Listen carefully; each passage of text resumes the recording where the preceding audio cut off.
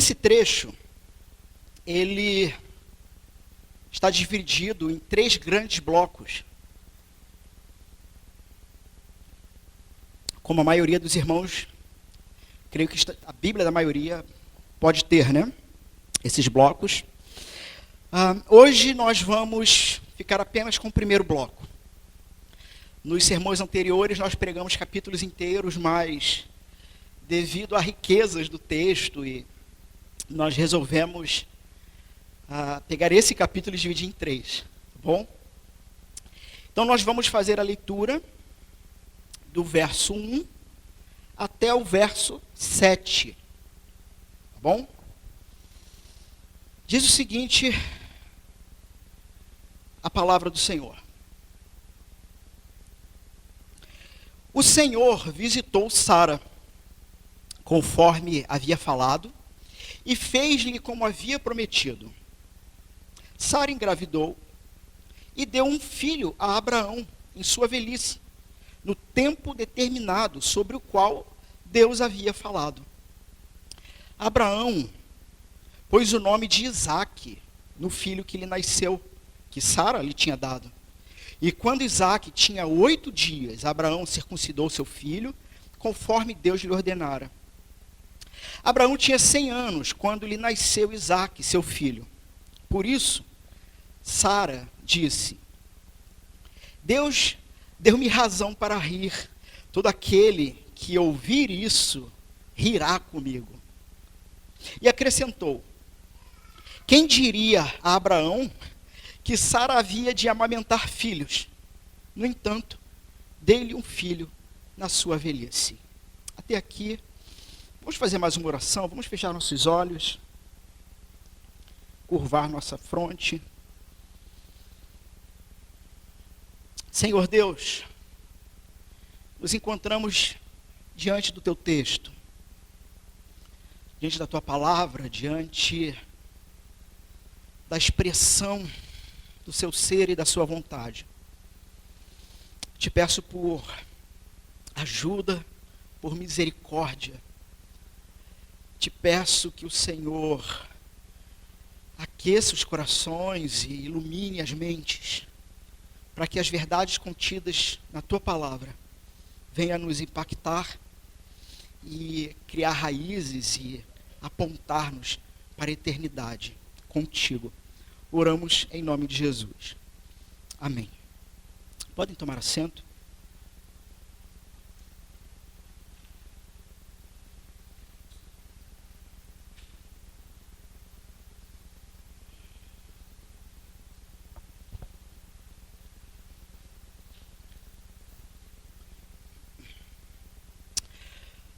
Bom, irmãos, quem não gosta de uma grande surpresa? Tem gente que não gosta, né? Eu, particularmente, sou um dos que tenho dificuldade com surpresa, né? Então, se você pretende fazer uma surpresa para mim, consulta a minha esposa antes, né, para ver se vai rolar, se vai dar certo. Nós estamos em setembro, meu aniversário já passou, graças a Deus. Então, talvez surpresas só ano que vem, mas surpresa, de uma certa forma, de maneira geral, sempre é algo muito bom. Sempre é algo muito bom. Principalmente quando se trata de surpresas fruto de amor. Surpresa que ela vem como fruto de amizade, de fato. Surpresa que vem de um relacionamento fraterno, um relacionamento que não tem o que esconder, que não tem do que se envergonhar uns dos outros.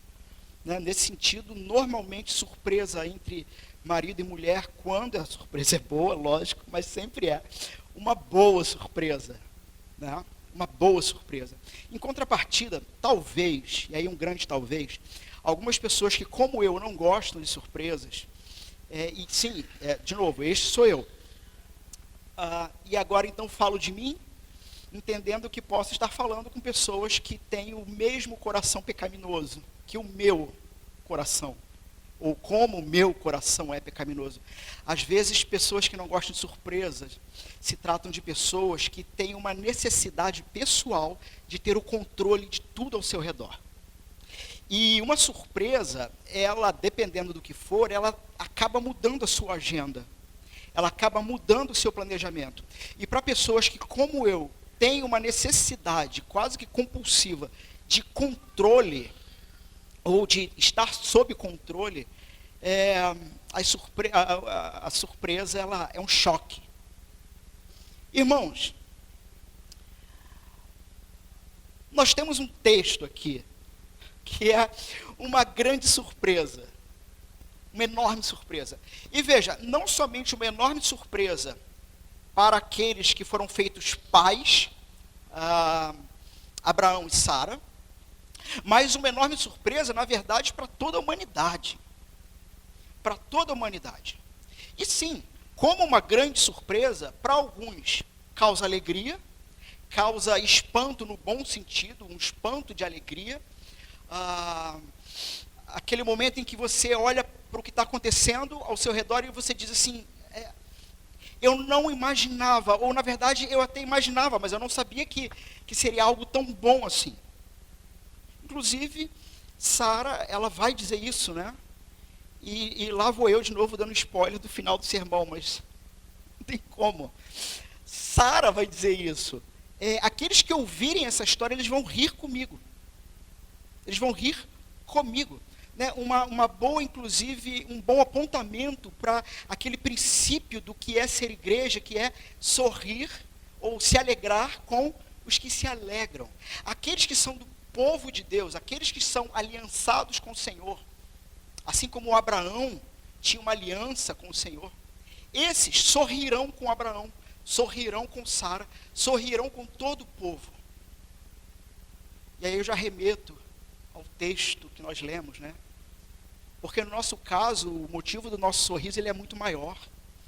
Porque o motivo do nosso sorriso não se trata de um homem já com seus 100 anos, e uma mulher também com seus 90 anos, mas estéril desde sempre, e que miraculosamente se tornam pais. Mas a nossa surpresa, e aí o que vai entrar aqui é o fator fé. Não adianta. Se você não acredita nisso, né, você não vai se surpreender. Mas a realidade de que a Virgem concebeu. A Virgem concebeu. E aqueles que ouvem essa notícia, sorriem. Sorriem. Mas vamos voltar aqui para o início do texto. Vamos voltar para o início do texto. Nós temos uma narrativa com um discurso, onde inicialmente o texto começa dizendo: o Senhor visitou Sara. Nós temos no verso 1 e 2, então, a visitação de Deus, a fidelidade de Deus, Deus se mostrando fiel aos seus. Deus se mostrando como aquele que pessoalmente cumpre suas promessas. Irmãos, a gente tem que lembrar um pouquinho também da história, porque olha, a história de Abraão e de Sara, nós estamos vendo lá desde Gênesis 12, foi uma história cheia de erros, cheia de alguns acertos, alguns erros, né? A gente brincou semana passada que Abraão parece que quando ele decide errar, ele decide para valer, né? Tipo, eu vou errar, eu vou pisar mesmo na jaca, eu vou errar para valer. Temos então uma história que, com todos os seus erros e acertos, chega o momento, finalmente chega o momento, chega o grande dia, em que, no tempo determinado, o texto diz isso, no tempo determinado pelo próprio Deus, o Senhor, pessoalmente, visita Sara. Ele visita Sara. E pessoalmente cumpre as suas promessas. Deus se revela então como esse ser, que ele é criador de todas as coisas, criador do cosmos. Nós talvez poderíamos ser vistos, e alguns inclusive vão dizer isso, né? Que nós somos apenas uma poeira cósmica diante do universo. Eu acho interessante esse tipo de pensamento, esse tipo de ideia. Entre os cientistas, somos uma pequena poeira cósmica diante do universo. Eu gosto disso, porque isso faz com que um texto como esse se torne muito mais prazeroso. Porque diferente de mim e diferente de você, o Deus que nos criou e que criou todo esse universo e que numa poeirinha cósmica decidiu colocar ali a coroa, o ápice da sua criação, o melhor que ele podia fazer, a própria representação dele mesmo, a imagem e semelhança. Essa ideia de imagem e semelhança, já trabalhamos ela algumas vezes, que isso era algo, na cultura da época, como que um rei que toma um território, o que ele fazia para dizer que aquele território era dele, era colocar ali uma estátua, uma imagem sua. O Senhor cria todas as coisas, e vai glorificar o seu nome, e para isso, ele cria um ser que é a imagem e semelhança dele. Como que marcando o território e dizendo, é meu, porque a minha imagem está ali. E ele outorgou, então, à imagem, ao ser humano, o cuidado dessa criação. A gente sabe da queda, do que aconteceu, então, em Gênesis 13, e a necessidade do próprio Deus dizer o seguinte, olha só, vocês bagunçaram tudo que eu fiz. Tudo que eu fiz, vocês bagunçaram. E o pior é que, como eu sou justo, seria o próprio Deus dizendo, como eu sou justo, eu vou precisar resolver isso com dívida de vida.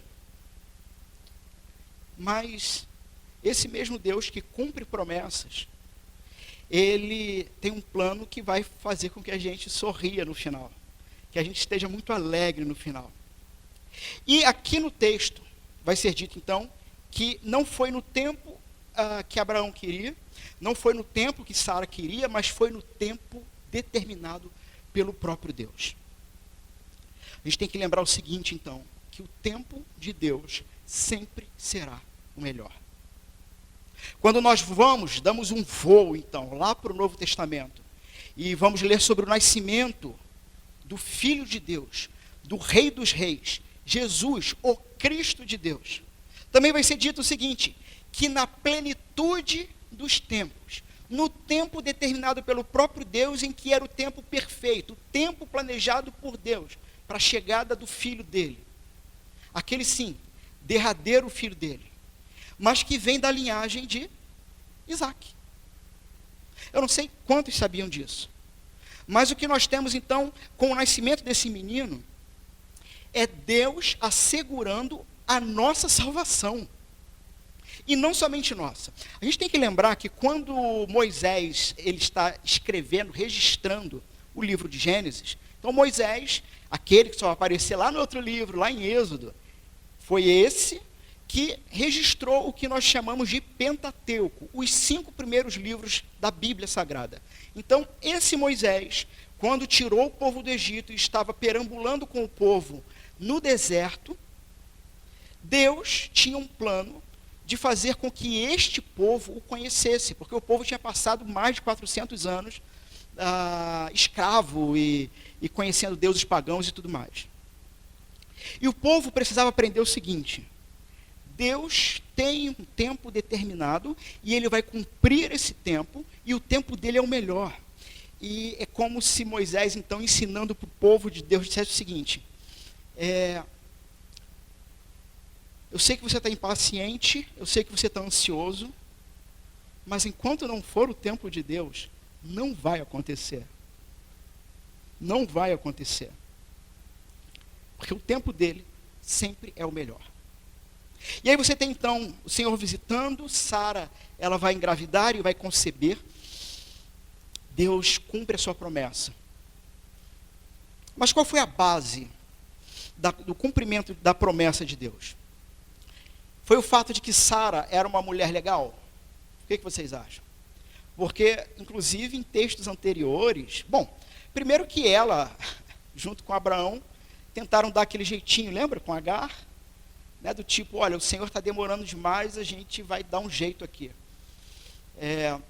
Irmãos, não confundam o nascimento de Ismael com o nascimento da religião islã, ou muçulmana, uma coisa, outra coisa, outra coisa. Ismael, ele vai dar, ele é o pontapé da linhagem dos árabes, e não da religião muçulmana, tá bom? Então não confundam isso.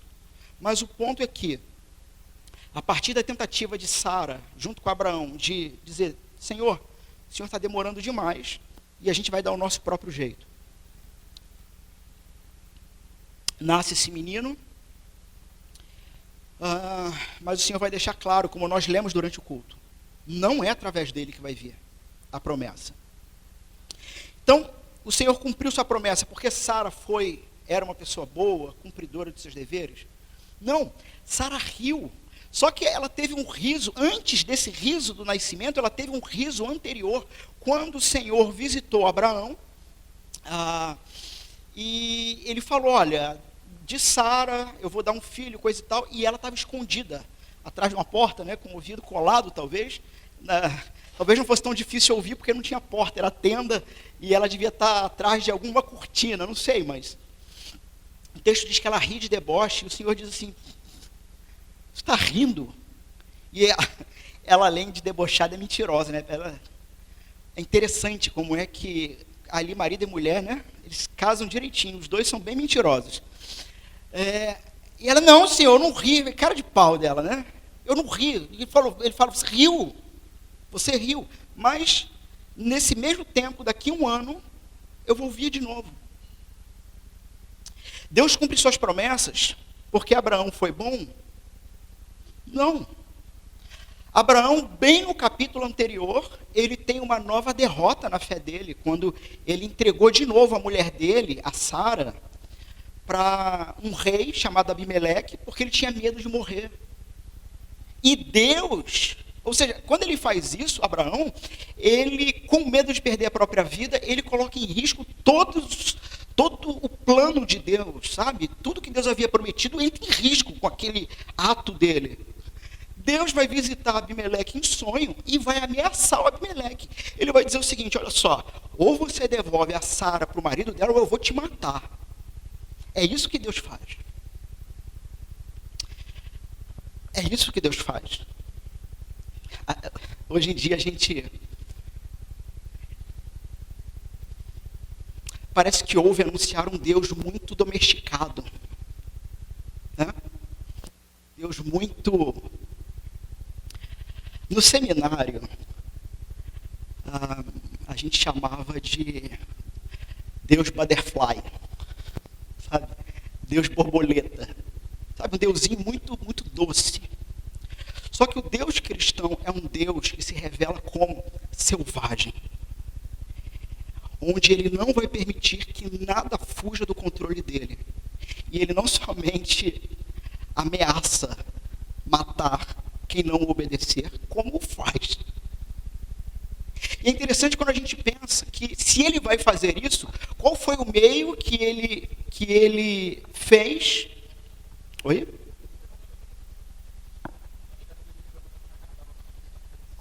Tá. Bom, vou trocar. Qual foi... Aumenta para mim ali, por favor. Qual foi o meio dele para impedir que o seu próprio povo fosse então morto? Ora, é assim que nós conhecemos o Evangelho.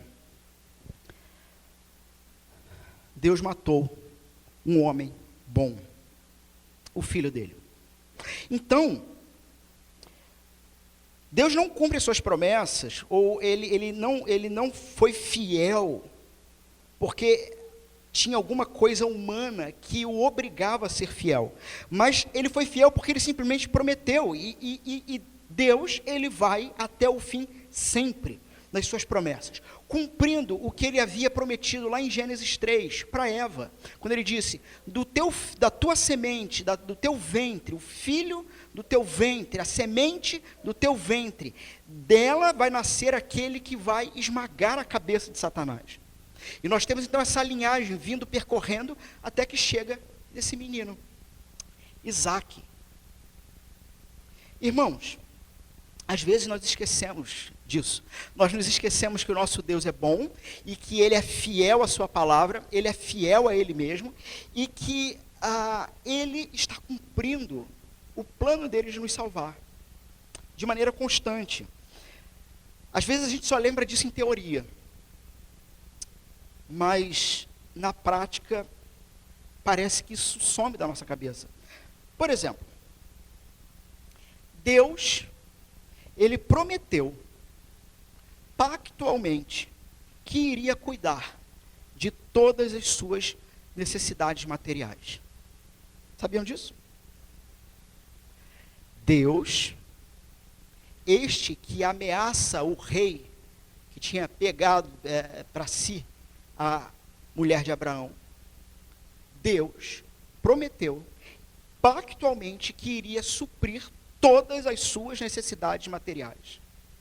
Mateus capítulo 6. Portanto, eu lhes digo, não se preocupem com suas próprias vidas, quanto ao que comer ou beber, nem com seus próprios corpos, quanto ao que vestir. Não é a vida mais importante do que a comida, e o corpo mais importante do que a roupa? E aí, poeticamente, o Senhor Jesus ele vai apontar para as aves.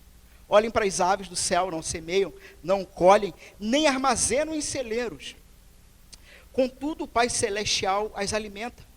Vocês não têm muito mais valor do que elas? Quem de vocês, por mais que se preocupe, pode acrescentar uma hora que seja a sua própria vida? Porque se vocês se preocupam com roupas, vejam como crescem os lírios do campo. Eles não trabalham, nem tecem. Contudo, eu lhes digo que nem Salomão, em todo o seu esplendor, vestiu-se como um deles. Se Deus veste assim a erva do campo, que hoje existe e amanhã é lançada ao fogo, não vestirá muito mais a vocês, homens de pequena fé?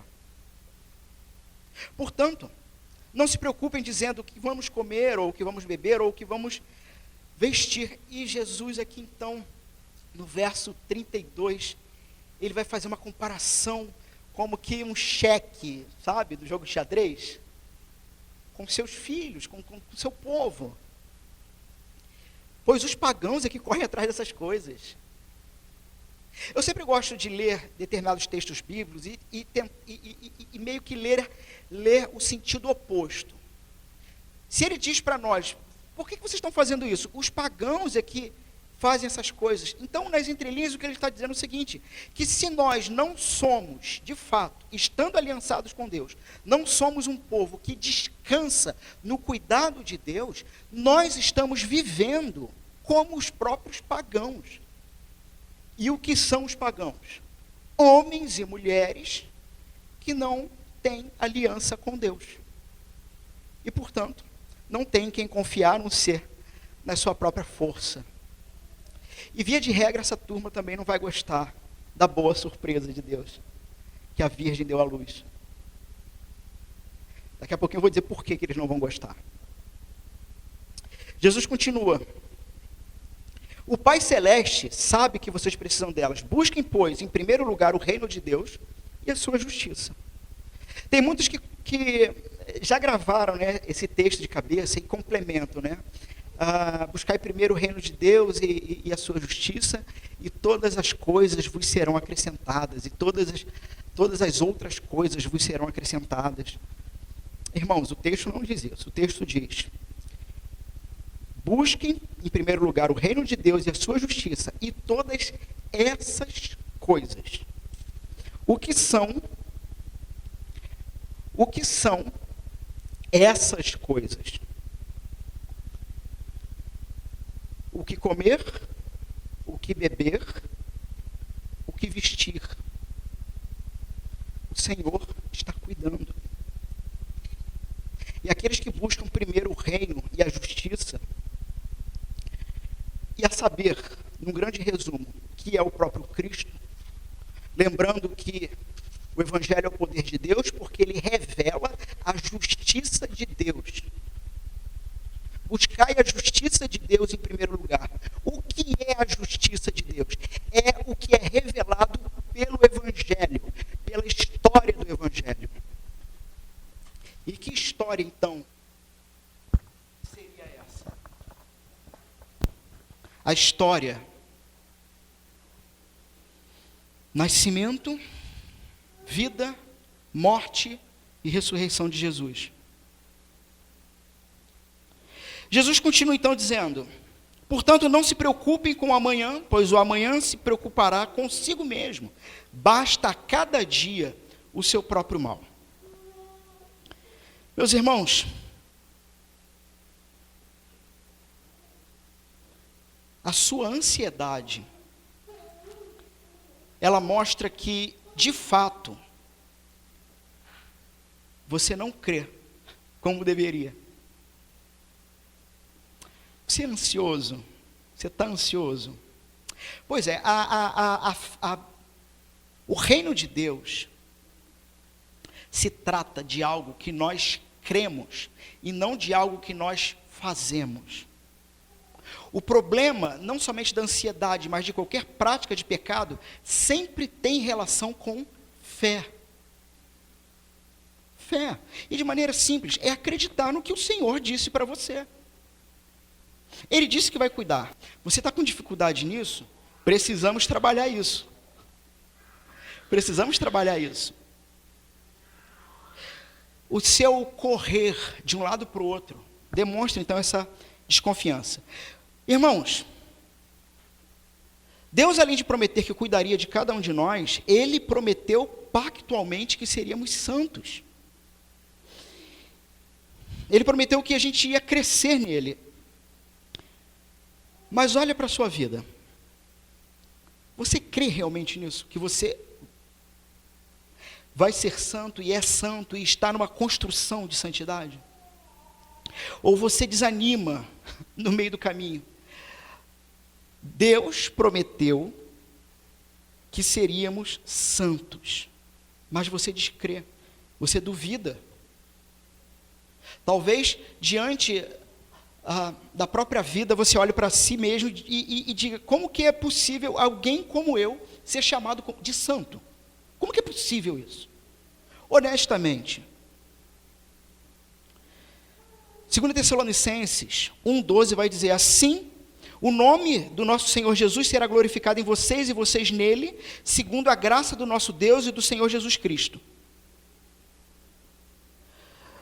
O nome do Senhor será glorificado em nós, segundo a graça de Deus. Jesus deu a si mesmo para remir toda a iniquidade, purificando um povo para si. Jesus prometeu, por exemplo, também que as portas do inferno não prevaleceriam contra a igreja dele. E muitos de nós realmente acreditamos que algum governo tem o poder de destruir a igreja de Cristo na terra. Não tem nenhum governo. Nenhum governo.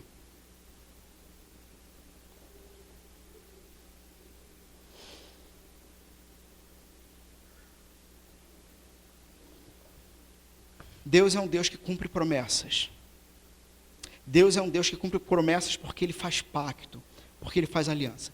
E aí do verso 3 a 5 nós temos a reação de Abraão. Ora, qual deve ser a sua reação, a minha reação, diante do cuidado de Deus? Como devemos reagir? Como devemos responder? Entendam que Abraão, ele vai responder porque Deus agiu primeiro. Porque Deus cumpriu aquilo que ele havia prometido. A nossa reação precisa ser sempre um resultado de obediência. Percebam então no texto que Abraão, ele faz o que Deus mandou. Sara concebeu, teve um filho, e a primeira reação de Abraão, diante da promessa de Deus cumprida, é, primeiro, Abraão dá o nome que o próprio Deus escolheu. Lá no capítulo 17, verso 19, Deus disse: Sara vai ter um filho e o nome dele vai ser Isaque. E já falamos sobre isso, do significado do nome de Isaque, porque Deus, é quase que uma ironia do próprio Deus, né? Diante do riso, Isaque, o significado do nome Isaque quer dizer riso, ou ele ri, ou filho da alegria. E é interessante que Isaque é o único dos patriarcas que não vai ter o nome mudado por Deus, porque Deus determinou o nome dele antes do nascimento dele. Então, Em primeiro lugar, Abraão, ele vai dar o nome que ele escolheu, que Deus escolheu, e não que ele escolheu. Mas em segundo lugar, Abraão, ele vai responder essa promessa trazendo o filho dele para dentro da aliança.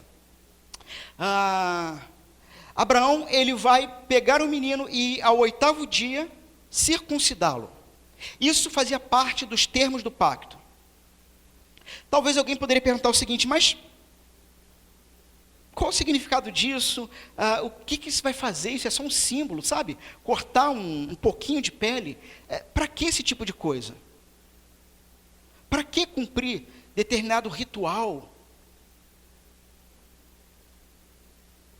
Simples, é porque Deus mandou. Pronto. Deus mandou. Deus mandou. Deus falou para fazer, faça. Nós temos duas grandes ordenanças, 2 sacramentos claros, dados pelo próprio Jesus. Na noite em que ele foi traído, ele tomou do cálice, partiu e deu aos seus discípulos, e comam do meu corpo, bebam do meu sangue, até que eu venha. Sim, é um ritual que está dentro dos termos do pacto. Você quer ter parte com Jesus? Você quer fazer parte do reino de Deus? Você foi retirado do império das trevas e colocado no reino do amor de Deus, mediante a obra de Jesus Cristo. Isso é claro para você? Você então tem desejo de responder a Deus quanto a isso? Bom, talvez uma das coisas simples e públicas é: participe da carne e do sangue dele. Só que há um pressuposto anterior. Há um pressuposto ainda anterior, que a gente vai ver lá em Mateus 28. Jesus aproximou-se deles e disse: foi-me dada toda a autoridade no céu e na terra, portanto vão e façam discípulos de todas as nações, batizando-os em nome do Pai, do Filho e do Espírito Santo, ensinando-os a obedecer a tudo que eu lhes ordenei, e eu estarei com vocês até o fim dos tempos. Crente é gente que se percebe vivendo dentro do reino de Deus, a partir da fé em Jesus, e a partir disso, constrói uma vida de resposta a Deus. E ele diz o seguinte: de fato é cristão, de fato é discípulo, faça publicamente a sua confissão de fé.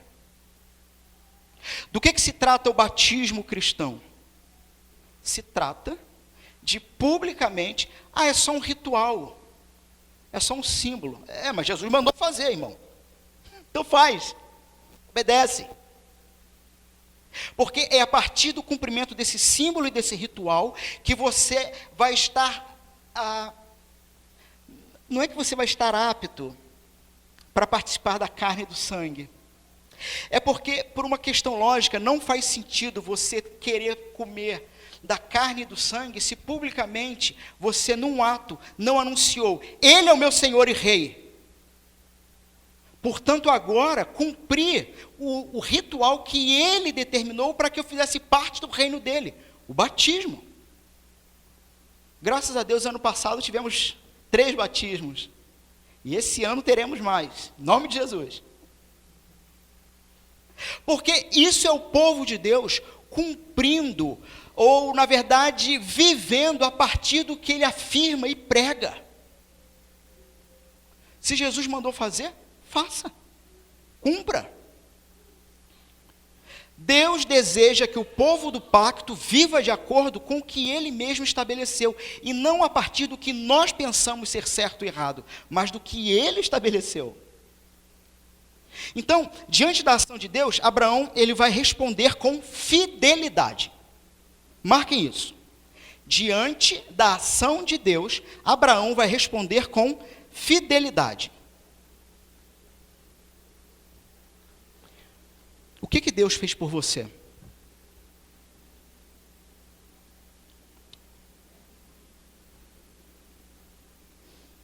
Pense por um instante, o que Deus fez por você?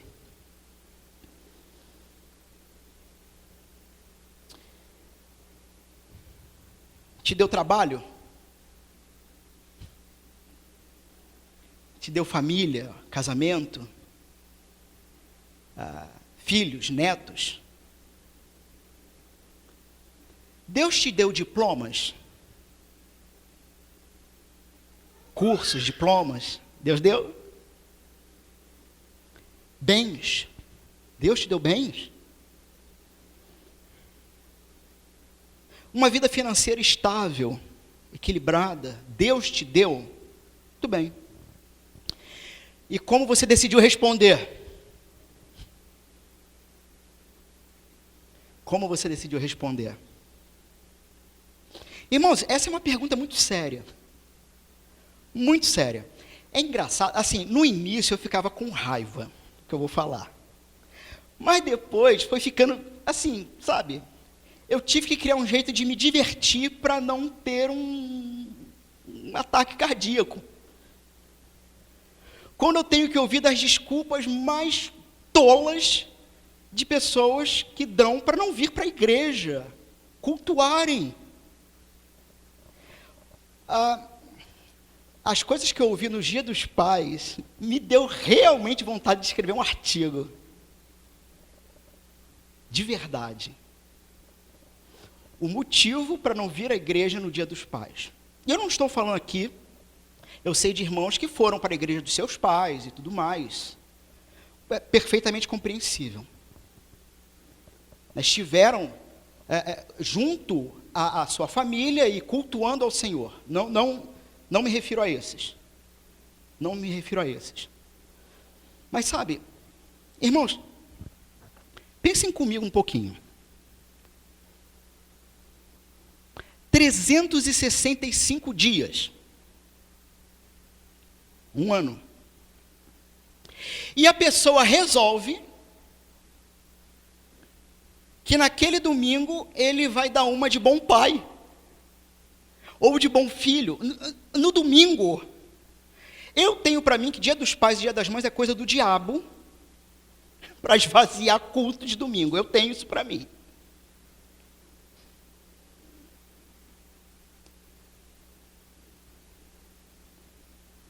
Irmãos, eu tive que ouvir essa semana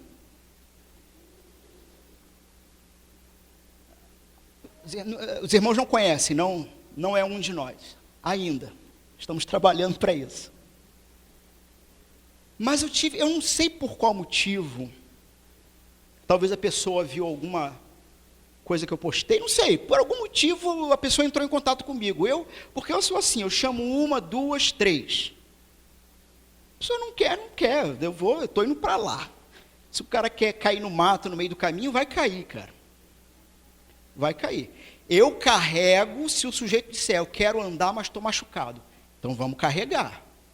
Agora, o cara não... Lembram de Ló? O sermão não subiu ainda, mas vai subir essa semana. Irmãos, creem nisso? Tá bom. Agora eu tenho que dar meu jeito. Lembram de Ló? Crente meio mais ou menos. Pois é. Gente que fica pelo caminho, vai ficar pelo caminho. Que o cara não quer andar, não quer andar. Mas enfim, essa pessoa entrou em contato comigo e botou o seguinte áudio. Foi na segunda ou na terça. Tudo bom, coisa e tal? Me dá uma dica aí, me dá uma orientação. Eu estou aqui, era um áudio. O que eu faço? Porque eu queria ir na igreja, mas eu não consigo. E eu queria saber aí o que eu faço.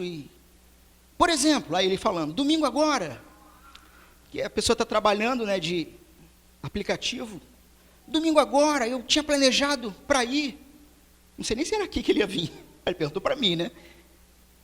Eu tinha planejado e eu fiz uma corrida não sei para onde, para o centro do Rio, e de lá, eram umas 4h30, pintou uma corrida para Resende, e aí eu não fui. Me dá uma dica aí, o que eu faço? Aí, irmãos, a gente, primeiro, assim, a gente respira fundo, conta até 10, tenta sorrir, para não ter um AVC. E eu falei para ele, mano, olha só, não tem pulo do gato, não tem dica. É a tua prioridade, cara. A sua agenda determina o que é importante para você. É simples assim. Eu falei mais, domingo é dia do Senhor, tu não tinha nem que estar trabalhando. Mas, há uma necessidade, faça um horário. Eu falei, olha, você aceitou a corrida para Resende, ninguém botou arma na tua cabeça não, porque o dinheiro era mais importante para você do que estar com os irmãos em culto ao seu Criador.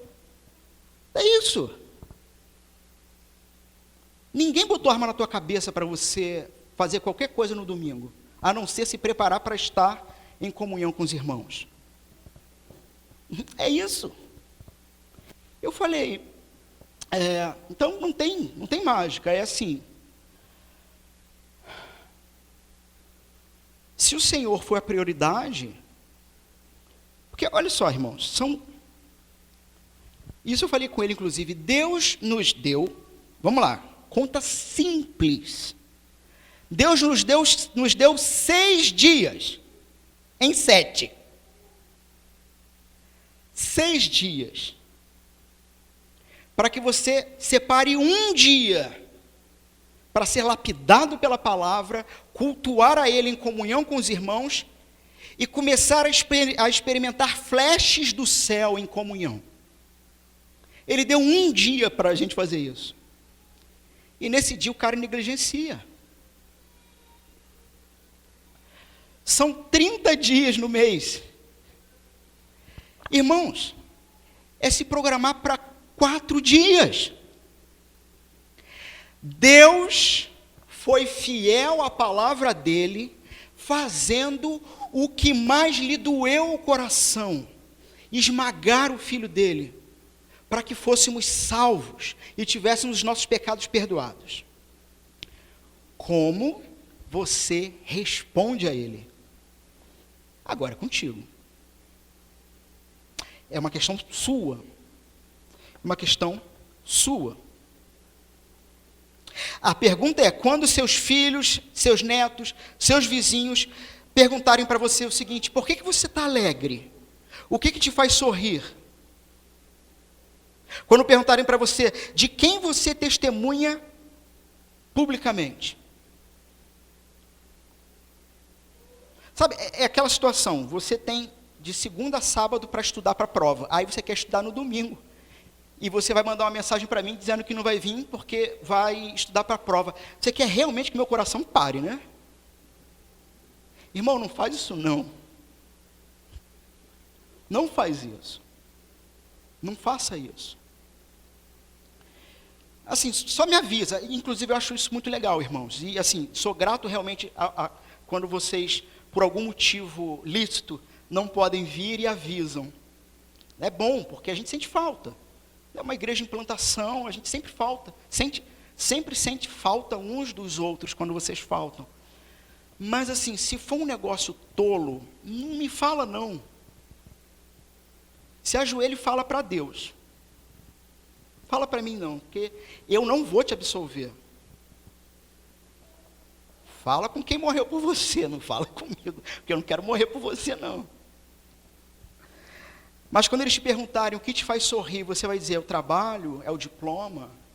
Porque o texto vai deixar claro o que faz sorrir e faz com que os outros sorriam com a gente. Quando perguntarem para você de quem você testemunha publicamente, meu amigo, meu irmão, não adianta você ter um discurso teológico muito bem equilibrado e elaborado, porque as suas ações sempre falarão mais alto do que as suas palavras. Sempre. Eu acho muito engraçado. Bom, vamos aqui em frente.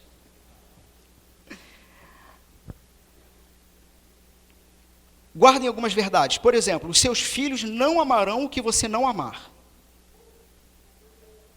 Sabe aquele... Já viu pessoas assim, eu vou encaminhar meus filhos para a igreja porque é o melhor lugar, porque lá eles não se perdem e tudo mais? Só que assim, Se você não tem compromisso com Deus, Ele vê se você ora ou não, Ele vê se quando você canta é verdadeiro ou não. Por isso, eu falei isso no domingo passado, por isso que as crianças participam da primeira parte do culto. Para que elas vivenciem o culto com a gente. Por isso que eles participam. Seus filhos não se importarão com o que você não se importar. E o pior, as suas ações podem condenar pessoas amadas a construírem uma visão de um mundo miserável e mesquinha, porque você só vive por seu próprio umbigo. O que Deus fez por você? Perdoou seus pecados, o tirando das trevas e lhe revelando vida.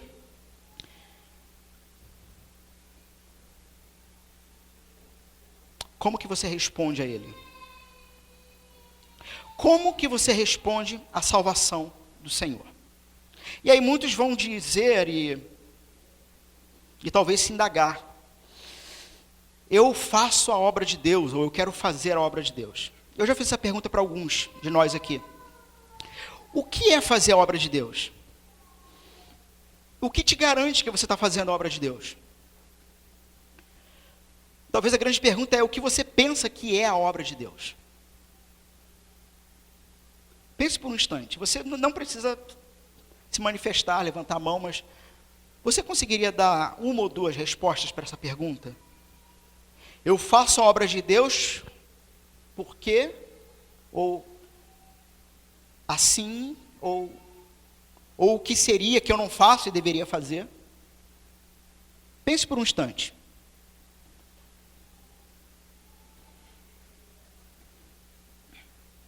O que é realizar a obra de Deus?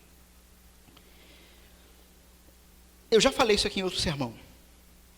Essa é a mesma pergunta que os fariseus fizeram para Jesus. Lembram-se disso? Essa é a mesma pergunta que os fariseus fizeram para Jesus em João, capítulo 6, verso 28. Os fariseus chegaram para ele e perguntaram: que faremos para realizar as obras de Deus? Olha aí. O que faremos então para realizar as obras de Deus? Jesus lhes respondeu, verso 29, 2 pontos. E talvez aqui os fariseus estivessem cutucando uns aos outros, o mestre vai falar. Agora é a hora, ele vai dizer o que a gente tem que fazer para poder dizer para todo mundo: viu, a gente está fazendo a obra de Deus. Silêncio, silêncio, Jesus vai falar. E Jesus responde: a obra de Deus é esta. 2 pontos. Talvez eu imagine Jesus aqui até fazendo assim um suspense, né? Crede naquele que ele enviou. A obra de Deus não é fazer, é crer. Fazer a obra de Deus é crer naquele que foi enviado pelo Pai. E a partir da fé naquele que foi enviado pelo Pai, você vai ter o chão firme, construído pelo próprio Cristo, no reino dele, para a partir dele responder a ele em amor, reconstruindo toda a sua vida e toda a sua agenda para a glória dele. E deixando muito claro qual é a prioridade na sua vida: meu Senhor e Rei. Fazer a obra de Deus não é fazer nada. A impressão que eu tenho aqui é que Jesus deu assim uma facada no bucho e rodou.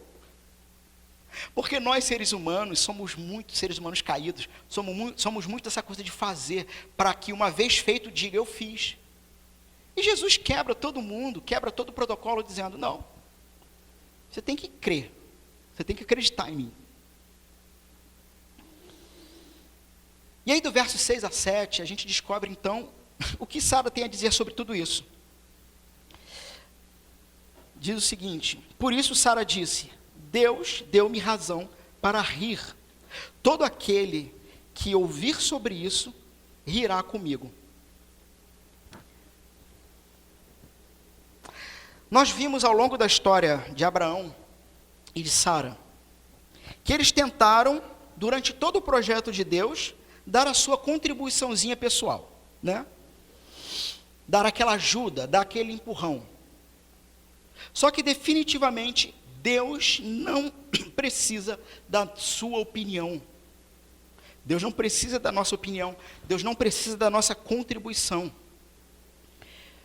E aqui fica um princípio para cada um de nós, irmãos. Se a gente não atrapalhar Deus, já é um bom negócio. Se a gente descobrir o que Deus está fazendo, e o que Ele quer fazer na sua vida, e o que Ele está fazendo nessa terra, e a gente, pelo menos, não atrapalhar Ele, já estaremos fazendo um excelente negócio. É interessante como é que Abraão e Sara, mas como que Abraão, ele precisava ser lapidado, ser trabalhado por Deus. Foi necessário que o seu vigor e o vigor da sua esposa estivessem totalmente acabados. Nós temos então essa história deles, né, que eu falei, cheia de falhas, cheia de erros.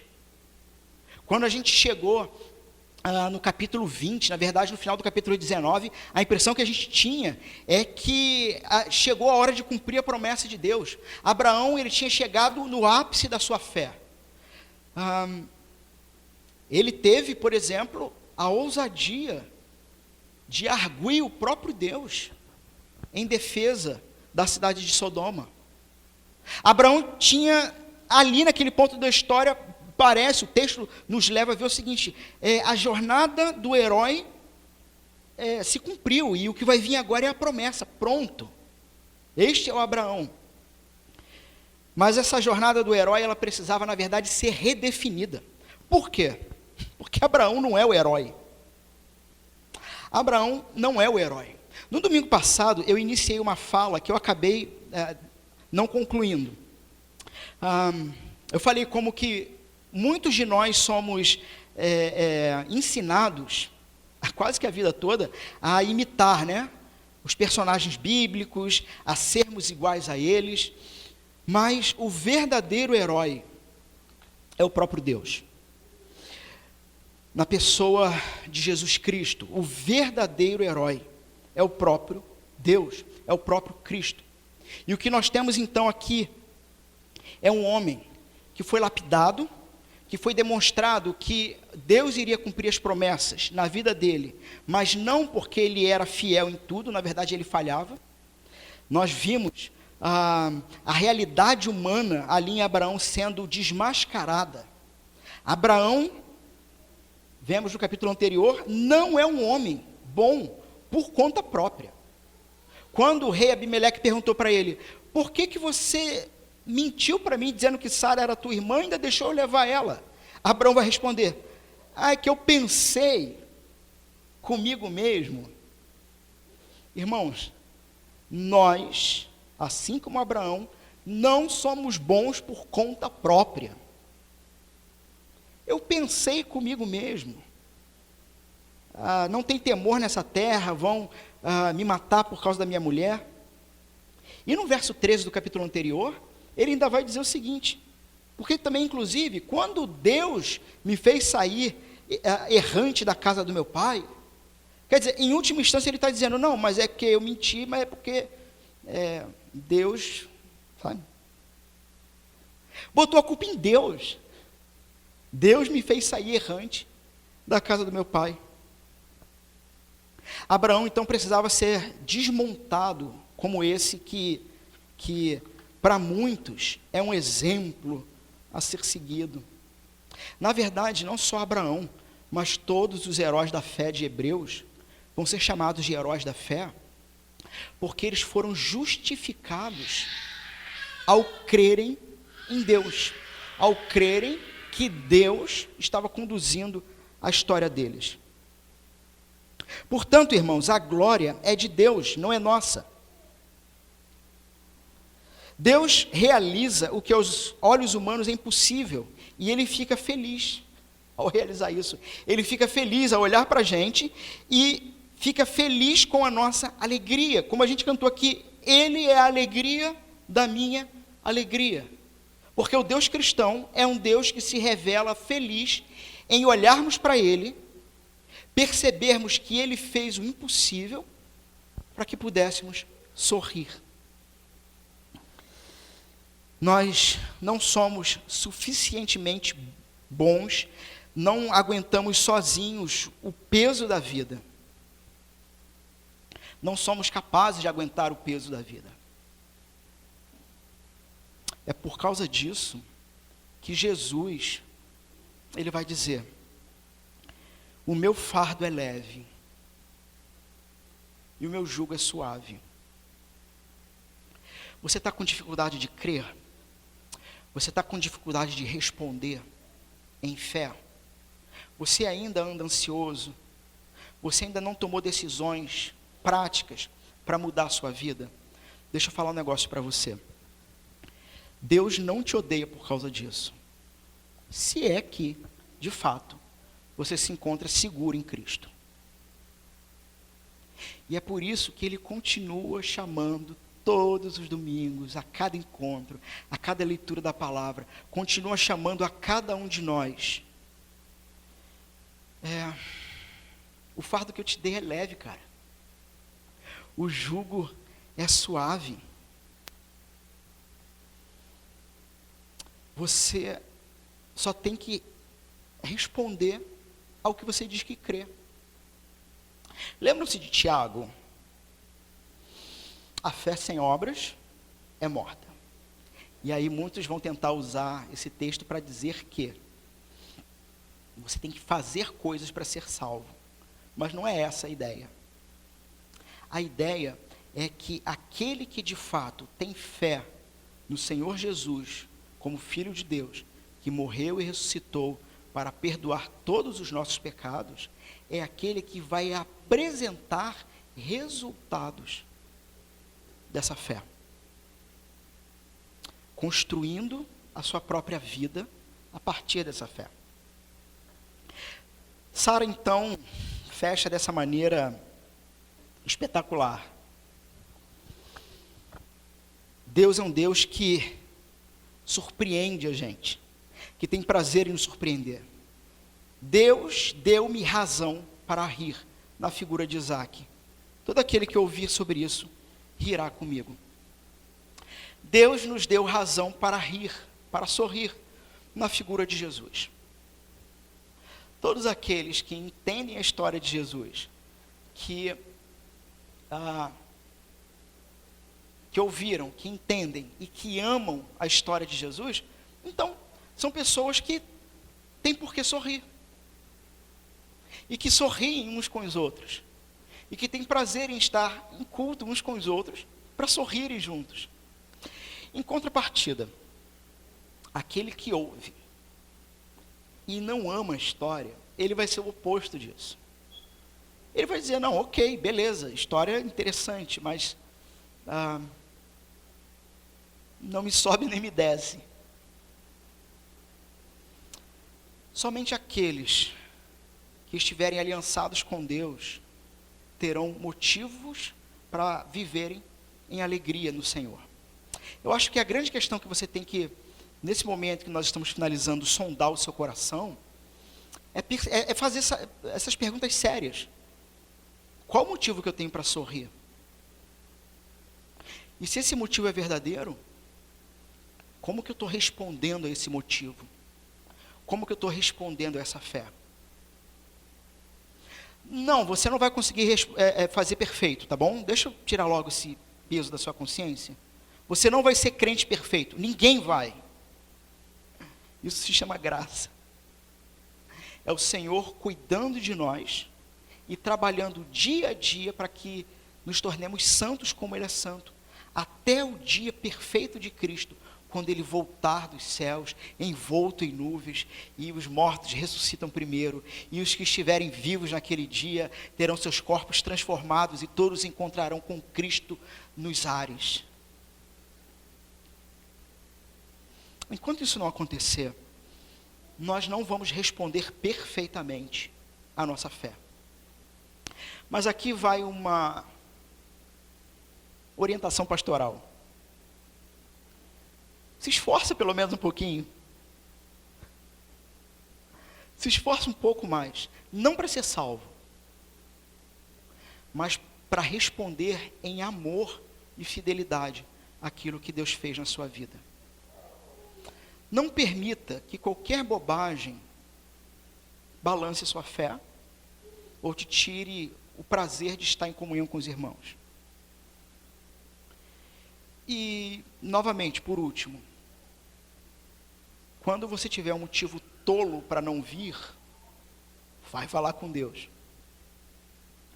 Quem sabe Deus brote arrependimento no seu coração e te traga para a comunhão dos irmãos. Vamos ficar de pé?